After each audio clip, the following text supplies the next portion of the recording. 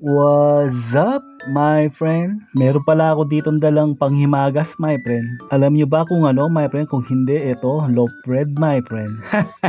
Kaya tara sa tindahan para makahanap ng pagtitimplahan natin ito.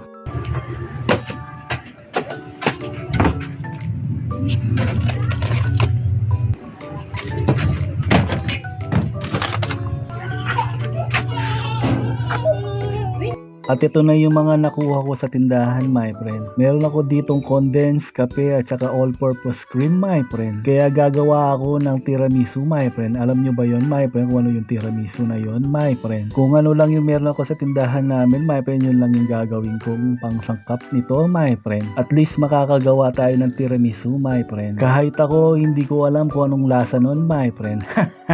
Una kong ginawa dyan, my friend, yung dinisolve ko muna yung kape sa tubig, my friend. Tapos yung lobre, binabad ko lang siya, my friend. Tapos pangalawang gagawin natin naman, my friend, yung all-purpose cream natin, my friend. Kailangan natin medyo matigas yung all-purpose cream natin, my friend, parang ganyan, my friend. Para dumoble siya, my friend. At hindi siya liquid pag binlender na natin. Tapos nilagyan ko din siya ng condensed milk, my friend, para lumasa naman. Pagkatapos, i-blender natin, my friend, para dumoble yung all-purpose cream natin, my friend. Kaso yung ginagawa natin, my friend, hindi siya dumodoble, parang liquid pa.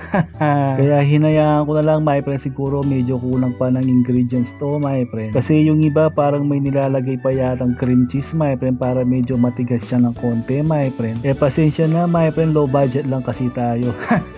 Siguro makukuha naman natin yung lasa niya, my friend, yung tiramisu na yun. At naglagay din pala ako dyan ng chocolate powder, my friend, sa toppings natin. At yan, okay na yung tiramisu natin, my friend, palalamigin na lang natin. Pagkatapos ng isang oras, my friend, ayan, medyo malamig na at matigas na rin siguro to, my friend. Kaya nung hiniwa ko yung ginawa ko, my friend, medyo malambot pa siya, my friend. Parang hindi pa siya matigas sa isang oras, my friend, kaya nasira siya.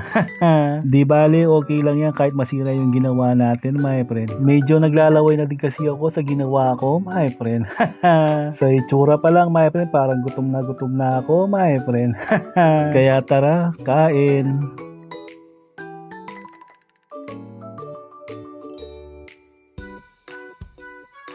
Alam mo ba yung lasa ng ginawa ko, my friend? Para siyang coffee crumble, my friend. O kaya mocha, my friend, ganun yung panlasa ko, my friend. Masarap naman yung ginawa ko, my friend, kahit hindi pa siya gaanong matigas, my friend. Kaya sige na, mga friends.